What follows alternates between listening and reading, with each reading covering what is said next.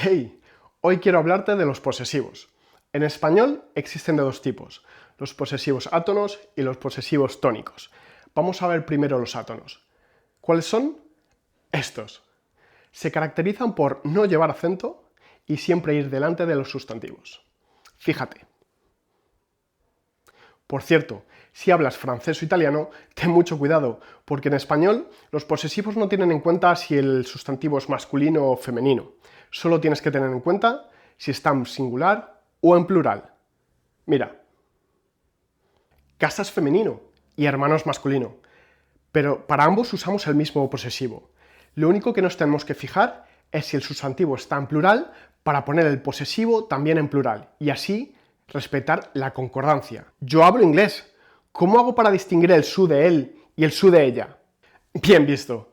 La verdad es que con ejemplos como su hermana o su casa no podemos saber si el objeto del que estamos hablando es de él, de ella, de ellos, de ellas o incluso de una persona a la cual estamos tratando de usted.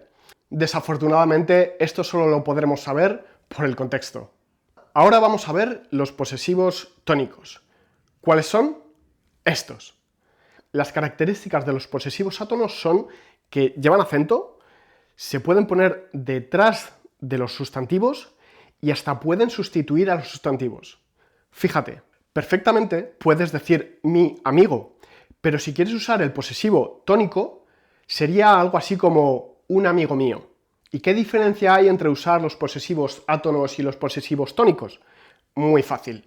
Normalmente se usan los posesivos tónicos cuando se quiere dar énfasis a lo que se esté diciendo. También los puedes usar en frases como estas. Y hasta les podemos añadir el artículo definido. Fíjate en estos ejemplos. Y por último, quiero que sepas que en español también podemos indicar posesión con la preposición de, con estructuras como estas. Oye, ¿en tu idioma los posesivos también funcionan así? Dímelo en comentarios.